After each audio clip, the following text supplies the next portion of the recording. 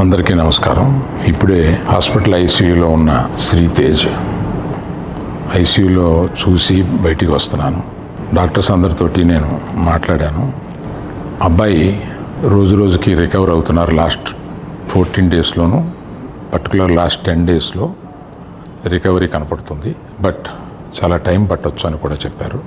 ఇలాగా ఆ అబ్బాయి కోలుకోవడానికి ఏమైనా చేయడానికి మేము సిద్ధంగా ఉన్నాము. అది కాకుండా ప్రభుత్వం కూడా వచ్చి మేము దీన్ని తీసుకుంటాము,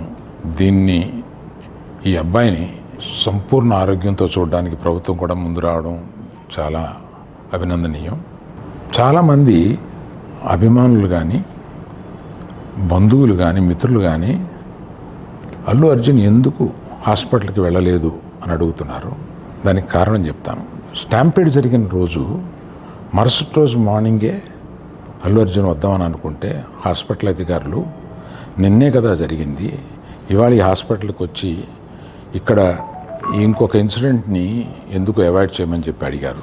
కరెక్టే కదా అనిపించింది. రాలేకపోయారు. ఆ రోజునే కేసు పడింది.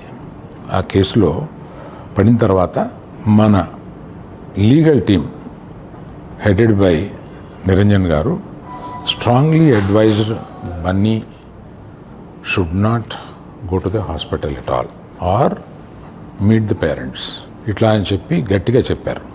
ఆ తర్వాత మేము రావడానికి అనేక నిబంధనలు, మళ్ళీ నేను ప్రభుత్వాన్ని పర్మిషన్ అడిగాను.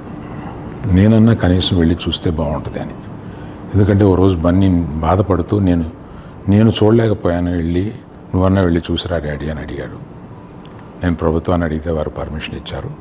ఈ పర్మిషన్ నాకు ఇచ్చిన చీఫ్ మినిస్టర్ గౌరవనీయులు రేవంత్ రెడ్డి గారికి, పోలీస్ శాఖకి, మన హాస్పిటల్ అధికారులు, సిఇఓ గారు అభిమన్యు, మెడికల్ డైరెక్టర్ సంబిత్ గారు, వీరందరికీ, హాస్పిటల్ వర్గానికి అందరికీ నా కృతజ్ఞతలు తెలియజేస్తున్నాను.